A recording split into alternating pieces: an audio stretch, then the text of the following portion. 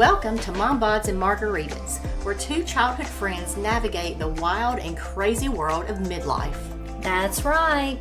We're diving into the ups and downs of relationships, motherhood, health, sports, and everything in between. Join us as we share our personal stories, laugh through the challenges, and explore how to thrive in this transformative phase of life. Whether you're feeling lost, empowered, or somewhere in between, we're here to remind you you're not alone. So grab a coffee or a margarita, settle in, and let's embark on this journey together. It's time to embrace the chaos and celebrate the beauty of midlife. Let's get started.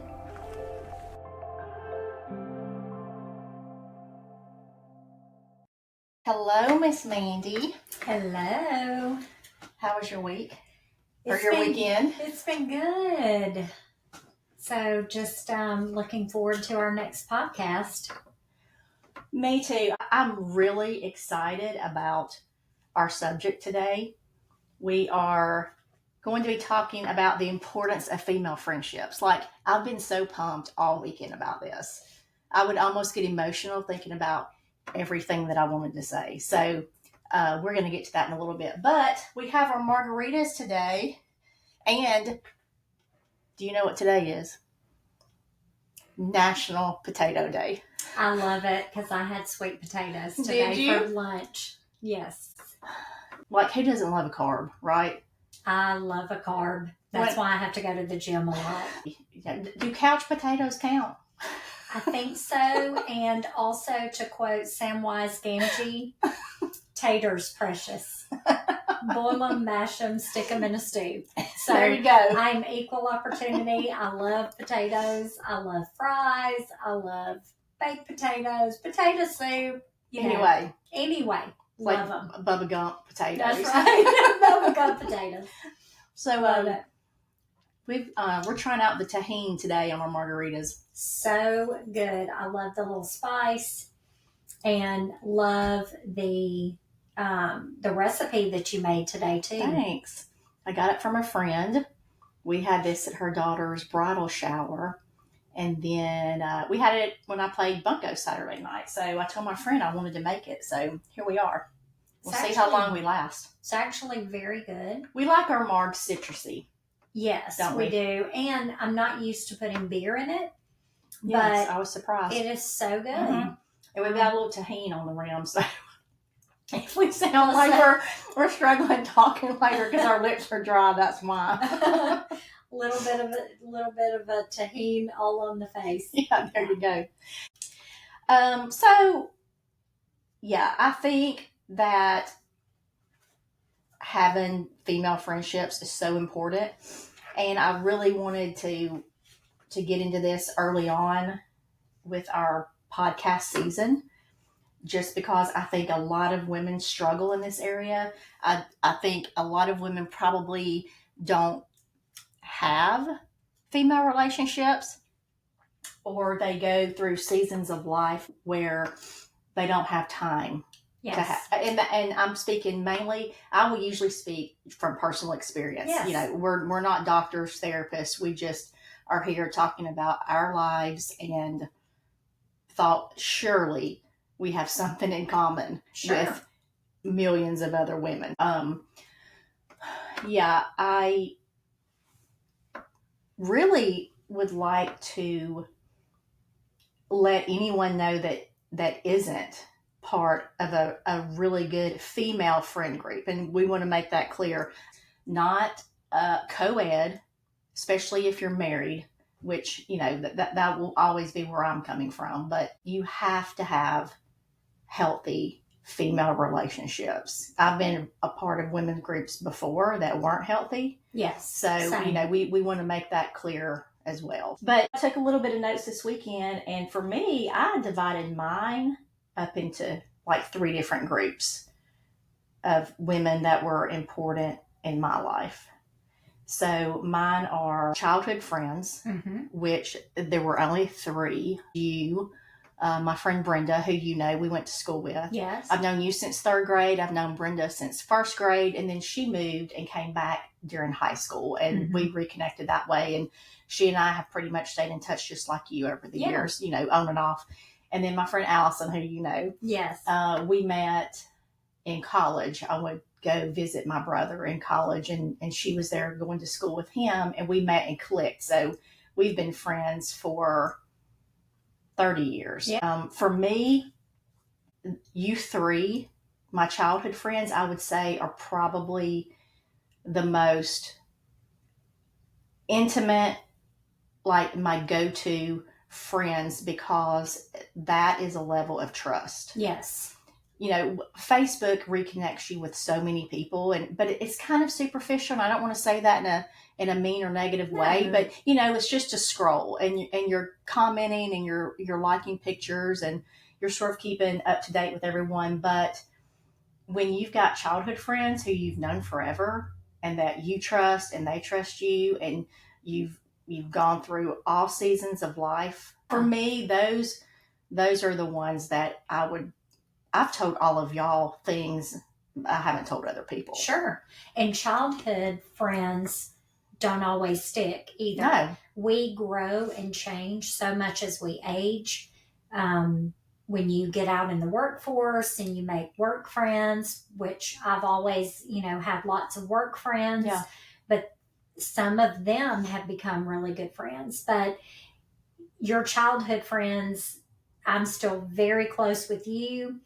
I still talk to a few others, from high school and middle school, but that deep level of childhood friendship is you. And some of the others I'm not as close to because maybe they moved away or they're just a different time in their life.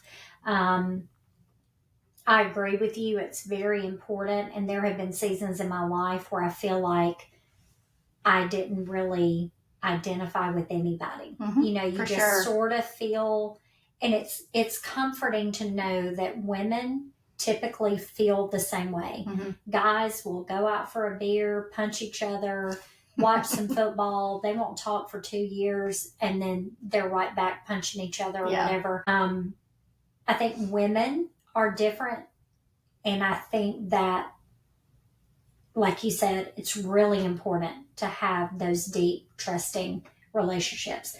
And I've told you things that nobody else knows. So, well, we all go through periods where, I say we all, me personally, I have gone through times in my life where I wasn't talking to any females. Mm-hmm. I wasn't going out for dinner or visiting at their homes or them coming over. And some of that is just your season of life. If you've got young children, you don't have time to be going out even for a once a month dinner sometimes. If you have multiple children, if you work and have children, you could have a health issue going on. I mean, there's so many things that keep you somewhat isolated, and they're not all bad.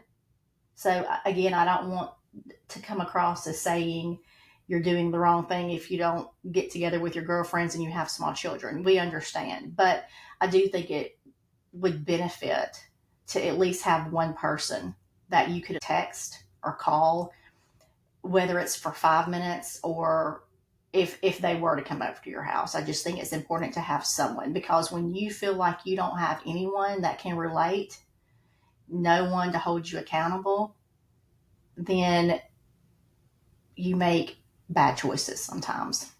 Yeah, and in addition to the bad choices, I would also say, just again, personal experience. After I had my first child, I was fairly isolated. We had moved away. It was only 2.5, 3 hours away, but it felt like a million miles away. I was away from my family. I had a new baby. He was colicky. He cried all the time. And I went through a pretty significant postpartum depression. And I'm grateful I did have one of my high school friends that also had a baby around the same time. So we commiserated about that, but that was way before texting. My oldest son is almost 25, so it wasn't the same.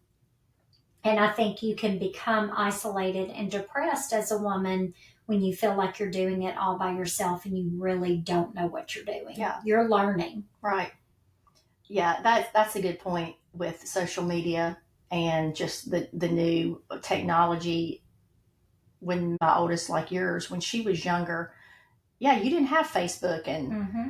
MySpace. I mean, I remember when MySpace came out, and Mm-hmm. I think she was an early teen. You didn't um, keep in touch with anyone unless you had their phone number and you called Mm-hmm. them, or you were neighbors or something. You saw them. Other than that, you never knew how anyone was doing. Mm-hmm. As far as childhood friends Mm-hmm. go. For me, I have my childhood friends. I have my work friends, like what you mentioned earlier, who are very important to me.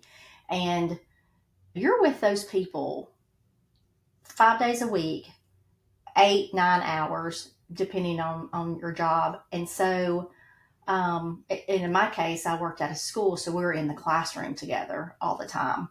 And fortunately, we all got along and we've become really good friends. And we we're also similar in that we all have older children. So we're able to go off on the weekends Mm-hmm. or go out for dinner. We're not necessarily having to stay home and take care of little ones or cook dinner for our children. So we do have that benefit at our age. So my work friends are very important because there were many times where I went to work upset or sad or angry, and just taking the time to talk to them about it, whether it's venting or whatever, Mm-hmm. whatever we do, but getting it off your chest, whether it's for 10 minutes in the classroom, in between classes, or, if you're at another work environment, you go off to the bathroom, whatever the case may be, to have people at work that you can talk to rather than stewing the whole day about whatever it is that sets you off that morning or the night before and not being able to talk to someone about it. For me personally, that was important to me. Yes, it is important. And I think we all like to think we have it together, and we all like to pretend that we are these mature adults that don't have any insecurities or anything like that. But if you think about how you felt maybe walking into middle school or high school the first time, and even though you had friends there, let's say you were going to a new school and you are the new kid and you go sit at the lunch table and you're trying to find your tribe. Right. Find the people that you have things in common with, that you can do things with on the weekend. And that's the same thing when you go to a new job. You're the new kid and you've got to make friends and form relationships, and everybody feels awkward Right. and everybody has a need to feel wanted. And it's easy to say, oh, well, I don't care what people think about me. And for the most part, I don't think you should live your life around what other people think of you. However, it is nice to form those relationships and still be friends with them. I know I made friends with some other ladies when my youngest was playing sports, and we're still Right. friends today. And that's 16 years later, almost 17 years later, we're still friends. I think that's important. That doesn't always happen for sure, being around people that your children were involved in Yeah. activities with. But I think it's interesting the ones that stick.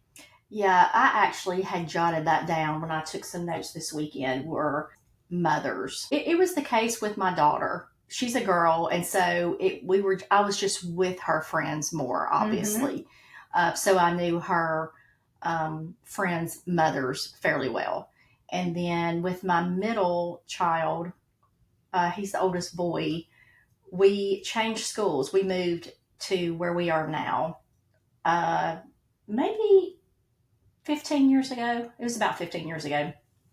And he was in fifth grade. So it took us some time to get to know people. And Mm-hmm. then by the time he rolled around and was 16, you don't really talk to the moms or to the parents as much because they're kind of doing their own thing and making their own plans. So I really wasn't close to many of his friends. And then my youngest, we have a mom chat group, and so we'll get together only a couple of times a year. They're older, obviously, they're seniors, so they can take themselves around town and make their own plans. But with them, we have traditions that we do with the boys. So Mm-hmm. we'll do an end of the school year dinner, or we get together for certain holidays, our boys and all the moms. So we're fortunate that our boys still want to do that with us. But point to all of that is, with that group, we don't share our deepest, darkest secrets with each other. Sure. I love every one of those women,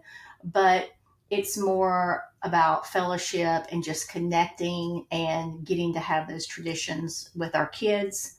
So, I don't think anyone needs to feel bad that group of friends may be what that is for you. No, and you have a common thread. Yeah. Which is your children. Right. And you have that in common, so it's a talking point, something for you guys to discuss stages of life or what's going on with your children, but it's not a friend that you would necessarily lean on should you go through a tragedy. Right.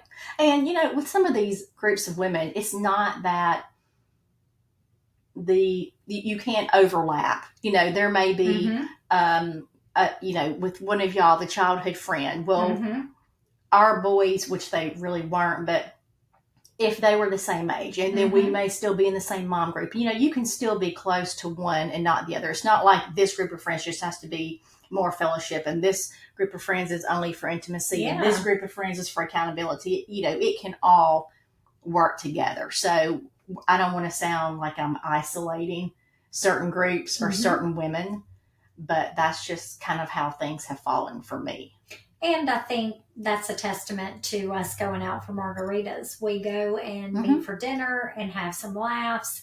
And what do you know? I texted a friend of mine that I used to work with. She and her sister came to meet us, and we had a few drinks and a few laughs. Yeah. So I think there is some of that cross-pollination that happens from time to time. And I think that's the beauty of it is, in that case, I was the common thread. And you guys knew me from different places, different versions of me. I didn't meet her until I was, and we had fun. 40. We had a good time. We did. We were all so different, but we had a good time. So that was nice. Yes, for sure. Well, another group that was important for me, and I don't want to, again, be polarizing or isolating or anything like that. Again, this is my personal journey that I'm sharing with everyone, was a church group. If you can get involved in a small group at your church or Sunday school, whatever you call it, wherever you attend church. That was a game changer for me in that season of life because and here's the deal. I never talk to any of those women. I never see them. I never text them. I'm friends with them on Facebook, and so we may interact a little bit on there. But as far as being in each other's lives, even remotely, it just doesn't happen. But I will always give that group of ladies credit for getting me from point A to just point B. I won't even say A to Z, A to B. Well, people say that friends and, people in your life, relationship, it doesn't have to be a friend. It can be a romantic relationship. There are seasons, and those people were sent in your life for a season, for a reason, for a purpose. And I think you'll always look at them fondly. I will say, again, from personal experience, I tend to lead those groups, and I've led several groups at church. And I don't mean this as in, oh, poor pitiful me, it's my cross to bear. I don't mean that. But I don't feel like I have those really tight relationships. I feel like because I'm the leader in the group, that some of the other people have been able to bond over things going on with them, but maybe they didn't want to talk with me about it. Sure. In fact, someone just reached out to me from church to see if I would do one this fall, which I may or may not. There's times that I think you need to be fed, and then there's times that I think you need to be the feeder. Yeah. So I'm trying to decide what I'm going to do about that. But I long to have some of those relationships. I had a bad experience a couple of springs ago. And I was in a group and it did not go well. I just did not mesh. There were 20 women in the group, and I will say that's a lot for me. I did not mesh well. 20 is a lot. Yeah, it was a lot. Because my experience has been whether it's bunco, whether it's going out to dinner, whether it's a small group, when you get that many women together, and it's usually a time crunch. You're only meeting for a window of time. Yes. Everyone, and understandably, Mm-hmm. but everyone wants to speak. Mm-hmm. Everyone has something to say. It's a lot. Mm-hmm. It's a lot. That was always a little overwhelming for me. But I want to share this story only because it may encourage someone to leave their comfort zone, because it's what I had to do. It may sound so silly to some people, but it's one of the, like, if I have to pat myself on the back for just being brave and courageous, it would be for this, because I came out of my comfort zone. I'm not going to get upset about it, because I'm very hard to understand when I start crying or laughing. So I'm going to keep it together. But several years ago, when I was going through a really hard time, I was already attending a church, and it was like one of the bigger mega churches kind of south of Birmingham. So I was already attending, was in love with the church, the pastor, and the everything about it, the music, everything. But I wasn't connected to a women's group. Mm-hmm. We had a women's brunch, kind of like a women's breakfast or brunch. Mm-hmm. Basically, they were going to just talk to you and let you know about the small groups that were going to be coming up in the fall or the spring or whenever it was. So I went by myself. Which is huge for you. That's a lot for me. I'm not a mingler. I don't like small talk.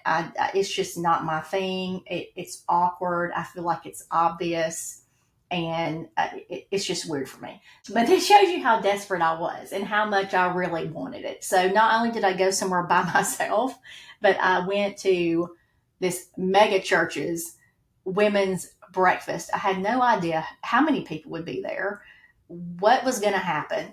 When I showed up, I sat down at a table. They went through the whole spiel, and they called up all the women who were going to be leading a small group for that summer or spring or fall or whatever it was.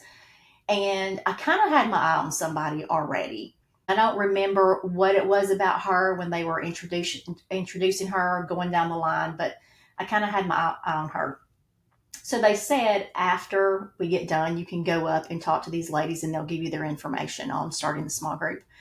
So I was about to get up, and the girl sitting next to me at the table, who was super nice, she was such a sweet person, she asked if I was in a small group and if I was interested in joining hers. And I wish I could remember the details. I don't. And I think after talking to her for just a few minutes, I decided I'll try her small group. So I went up and spoke to her small group leader and joined their small group. We ended up meeting at this lady's house like on Wednesdays. At the time, I must have already quit work and I was staying at home with my kids. And so we met on Wednesdays at her house, and it probably ranged from, on average, 5 to 7 or 8 women, which is good for me. Yeah. It's still hard to get in what you need to get in, in like a 2-hour time frame. But so these are women that I would call, even though they were my age and I was early to mid 30s, I consider them very strong in their faith, strong marriages, even though, everyone has issues, sure, but strong faith, very consistent in how they live their life, how they walk in their faith, holding each other accountable, which is always something that I wanted. I'm a tough love kind of person, and I just like no fluff, give it to me how it is, hold me accountable.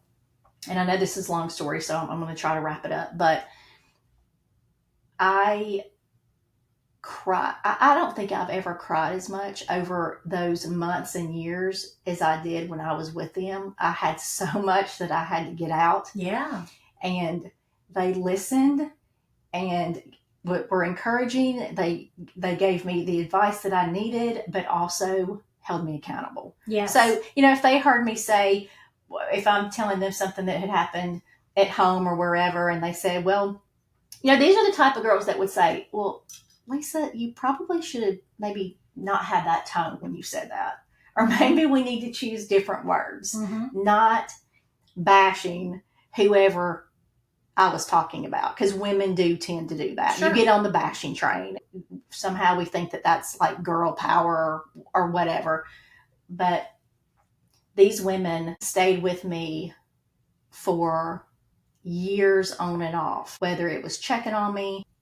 We served in a women's ministry together, so I would see them. I got to see how these women actually, they talk the talk and walk the walk, if I could say it like that. There was no in between. And they did have their struggles, but when they had their struggles, they weren't sitting at home. They showed up at small group. They showed up at church. They showed up to be vulnerable and let everyone know what their struggles were, rather than sitting at home embarrassed or feeling shameful or really maybe not wanting to hear truth be spoken or to be held accountable.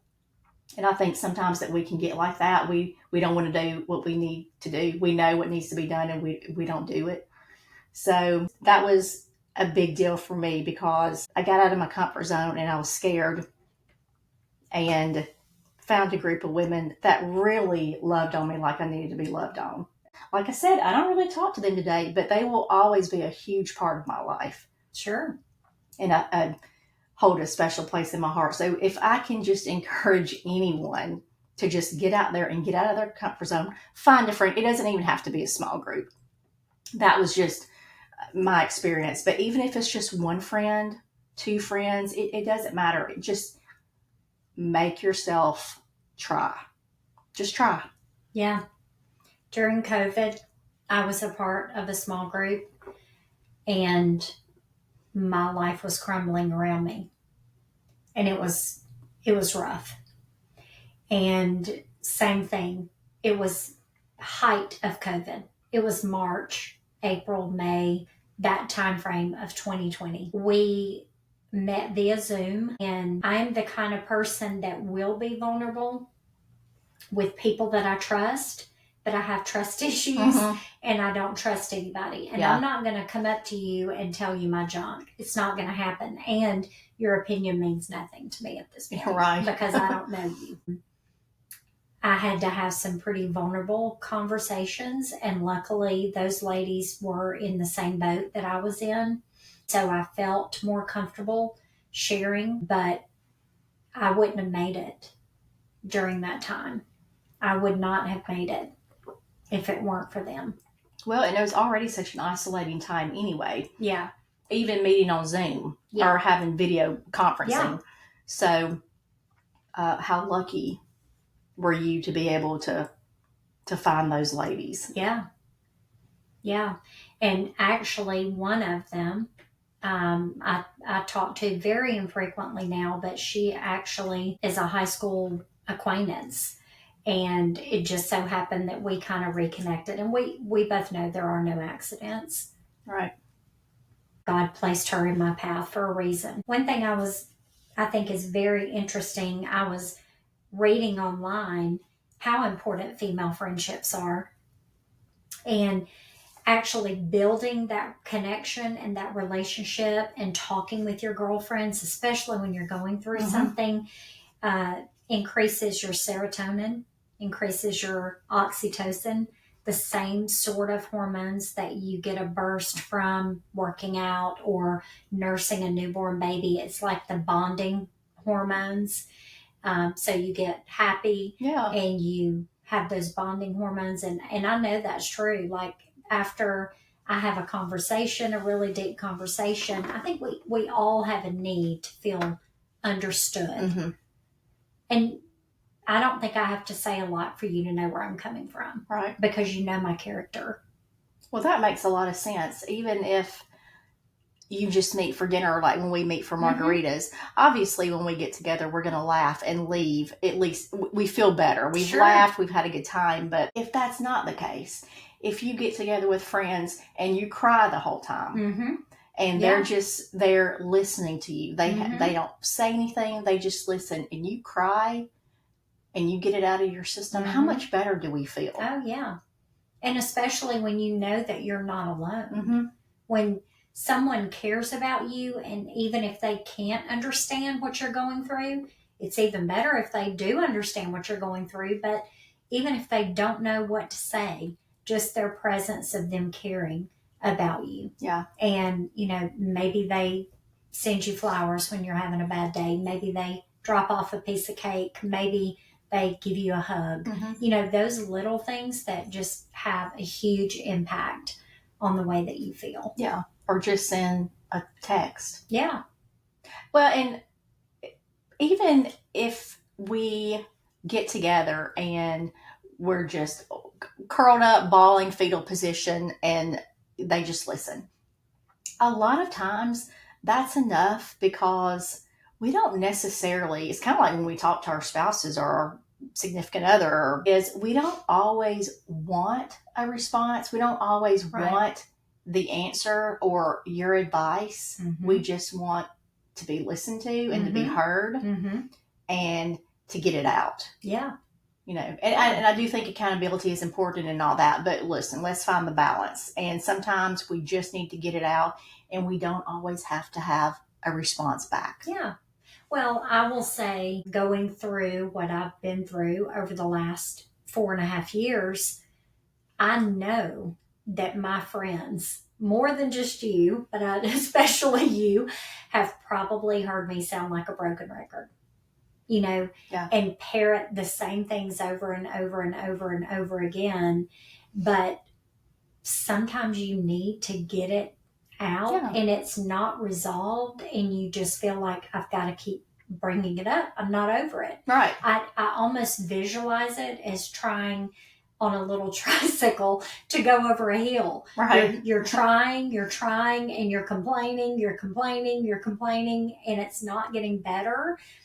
And then ultimately, you get enough wind and enough leg strength to pedal you to the top. Right. And sometimes your friends are pushing you and they're helping you get to the top. And then you get over that hump. Right. And I know for me, I'm over the hump. I know it's a great testament to my friends that even though they probably didn't want to hear it for the 800th time, they listened because they knew ultimately I was going to make the right decision and get out of it. Well, and you had to figure it out. Yeah.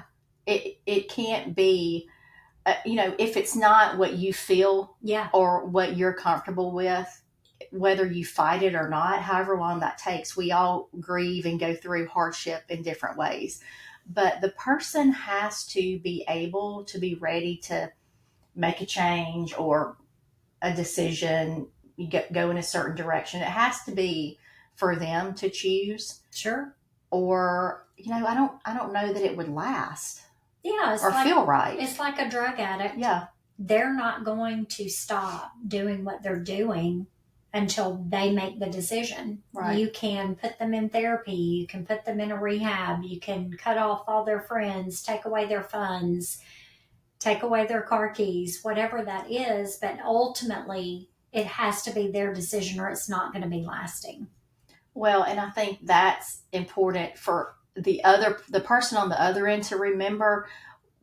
I never felt this way, but let's just use this as an example. Let's say that we had met, and for the 15th time, you were telling me the 15th thing that was making you mad, and it was the same thing every time. Well, I might think, okay, Mandy, then let's do something about it. But what I need to remember is there's probably been a time in my life where I've been where you are, and it took me 15 times. Yeah. Or it took me 20 times. Yeah. And so we tend to forget, out of sight, out of mind. or we've dealt with something and we've moved on. Sometimes we forget how painful things are or how hard things are. And we need to remember to take a step back and think either, I know how she feels because I've been there. I'm just going to have to be patient with her.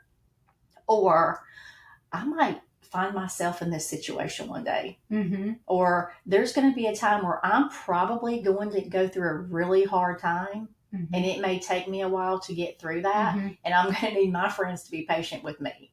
So sometimes we have to not be so selfish in our own selves because, look, what goes around comes around. And things happen and this is life. And you'll deal with something. Yeah. And I will say my friends, although everyone that knows me knows this, I'm very stubborn. I'm very hard-headed. I'm very type A personality. If I wasn't ready to listen to it, I wasn't listening to it. That's just the way that I am, right? So you said blue, okay, I'm going red, right? That's my personality anyway, but my friends allowed me to process things myself. And although they would offer advice, but in a soft way because they knew who they were talking to, I think them allowing me that space, that is the meat on the bone. That's what's important. Allowing me that space, because had someone say, you know what, I don't want to hear it. It's your own fault. You're allowing the behavior. I don't want to hear it. If you're going to have to do something about it, right? That may be the truth. But if it's not wrapped in a whole lot of sugar, when you're in that pit where you don't see any way out, if somebody had said that to me, that would have, it would have hurt my feelings, but more than that, it would have taken away that safety. Sure. It would have taken away that safe space where I felt like I can come to you 50 times with the same thing and you're never going to judge me. Right. You might be saying, this is your fault, idiot. Do something about it. But because you're allowing me to process things with you and get there on my own, that allowed me to ultimately make the change. Right. And not isolate you. Yeah. And not be embarrassed. Right. Like you said, be embarrassed or be shameful or say, well, I can't call her anymore. She's tired of hearing it. Right. And so then you kind of spiral in your own way. Because there was a time, and I'm not proud to admit it, but there was a time where I feel like because I'm a person that wants justice, I felt like I had to keep saying that to anybody who would listen, right? That's part of the process too. But I realized that's not the best way to go about it, but you can't really see that when you're in it. You have to be down the hill. Yeah. Well, you sort of alluded to this a second ago, and I had thought about this earlier. Just being there for your friends and trying to show a little bit of empathy and understanding and patience it's always got to be a two-way street. Regardless of the situation. I don't care, good, bad, regardless of the situation. For me, any relationship has to be a two-way street. I'm done with one-way streets. I decided that a long time ago. But I just think in order to have access, you need to be accessible. It's a two-way street. So some women get all in a tizzy or they get mad because they haven't heard from their friend in a while. Or, well, I'm always calling my friend to go out to dinner and they don't ever call me. Well, maybe they're busier than you. Right. And that may not be the case. Maybe your friend just has other things they'd rather be doing. Right. But let's be real and let's stop taking everything so personal and being so petty about it. We all go through different seasons of life. Yes. And not every one of my friends are my age. I've got some friends that still have children in middle school or elementary, so they can't get away as much as we can. We've got one friend who doesn't get to spend time with us a lot because she has a younger child. And she's always saying, well, keep me in mind next time, just let me know next time. And we do. And a lot of times she can't, but we don't stop inviting her. Right. Because eventually she will be able to have time for us. And we don't take it personally because she has a child to take care of. Right. So there's going to be times where you can't always be available. Right. And the person on the other end just has to understand and recognize where you are in your life and where they are in their life. Well, I think it's all about sincerity. You touched on something. If that friend doesn't really want to hang out with you, they need to be a big girl and say that. And it doesn't have to be harsh and mean and ugly, but we've got, as women, we've got to be more direct and be more honest about the way that we feel. I don't have a problem with that, but I also don't like to hurt any of my friends. I wouldn't hurt someone, Yeah. But I think we have to your point, we have to be big girls about it and say, well, I'm just in a season of my life where all I'm doing is wiping runny noses and butts and running carpool, and he's playing baseball and she's doing ballet, and I love you and I want to talk to you, and I can text you occasionally when I'm sitting in carpool line, but I don't have the emotional bandwidth right now. I feel like this friendship, these demands that you're putting on me are another thing on my to-do list, and I'm drowning. Mm-hmm. I'm overwhelmed. I would love it if Friday morning you could come over here, bring me a coffee while I'm doing laundry. Right. We can catch up, but I can't go to the Bahamas with you for a week every time you call. Like you're going with all your single girlfriend. Like, I can't do that. Well, that's the other thing. I think we put expectations on ourselves, and a lot of it probably is what we see on social media. Is we think every time we get together, it's got to be a big ordeal. Yeah. And I can be guilty of that. Yeah. When I have people over, I like for my house to be clean. Yeah. I like to maybe just have cutesy little, plates or cups or whatever, but I also have time to do that. Yeah. But if I went to someone's house and it wasn't dusted or vacuumed, which my house isn't either. But, let's be okay with that. Yeah. Or let's just be okay with saying, listen, I've got, which I told you last week, I've got dog hair all over my rugs because my dog sheds and I didn't vacuum it up. Just don't look, And I don't care. Right. And some people probably wouldn't have noticed that. But we do need to get back, to a time to where things were just more casual. People could just come over. You know what? We'll pop in some frozen biscuits and just have coffee. We don't have to have homemade pound cakes, right? Or something from Starbucks, or Petitfours or whatever. Just make it very simple and just spend time. So I'm speaking to myself on that too. Well, I need to be better about that. And Lord knows you come over to my house and I've got 4 plates because I just moved. And I have no food. I have no food in the fridge. Luckily, there's 2 of us, so we've got plenty of plates. But it's that kind of stuff. And, I thoroughly enjoy having my home now that I've had for a few months. And I can say, hey, come over, hang out. Let's sit on my new cushions that you bought me for my patio. And it's a work in progress. It doesn't have to be the perfect charcuterie board. It doesn't have to be all these trinkets and things every time. It's about real life and laughing about. And that's the thing.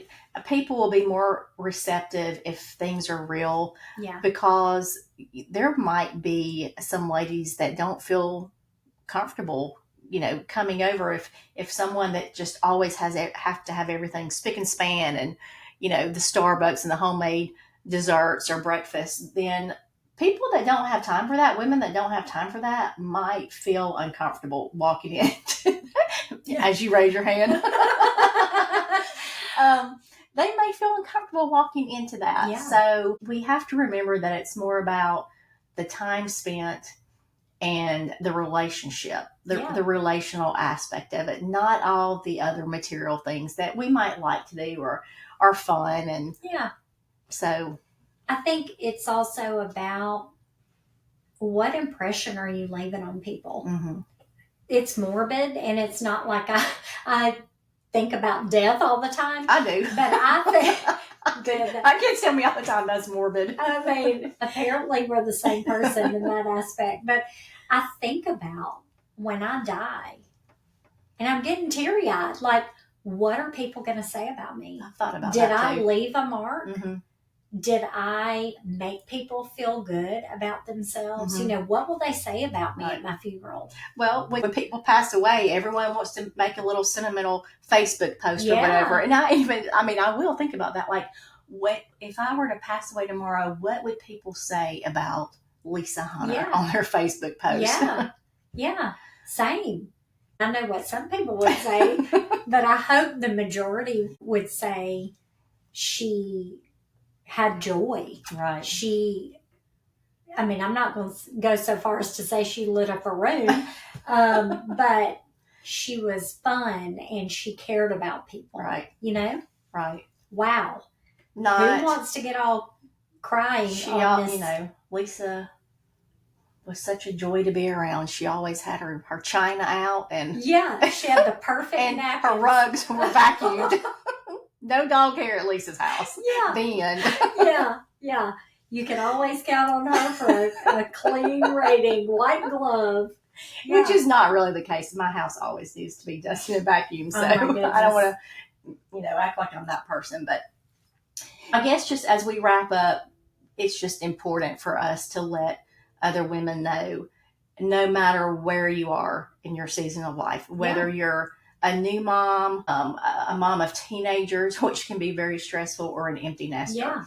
Find your people or your person, even if you have to start off with your person. Yes.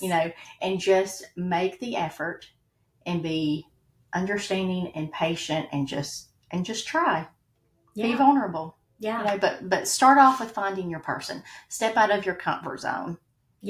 If you don't have those people anymore. So we need emotional support. That's what it's all about, is supporting each other emotionally. And when you can't do anything but cry. When you can't do anything but laugh. Sometimes you laugh so that you won't cry. Have joy.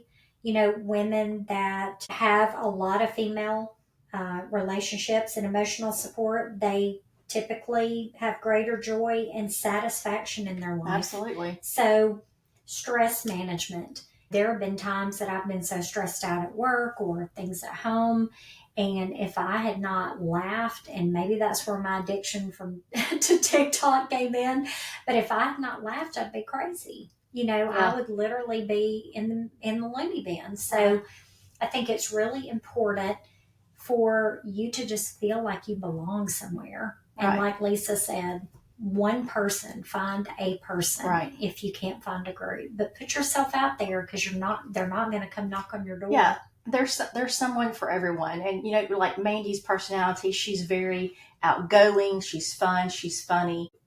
Maybe your personality is not like that. Maybe you're a little bit more low key, or you're shy, and you feel like you won't be able to find that person because, you think that you're no fun or you're too shy to talk to. There's someone out there for you. Yes. So we hope that you find that person. I know I found mine. We found ours in third grade, back in third grade. That's right. And finding each other more every year that goes by. Yeah. So I love where we are now. I appreciate you and our friendship. Me too. I love you. I love you. All right. So this was a little deep. We didn't laugh quite as much on this episode as we did in the last one, but that's okay. Which is crazy. That's okay. Yeah. I got a little choked up. I thought I was going to not make it through part of that earlier, but we made it. So we did. Until next time. All right. Bye. Mom bods and margaritas.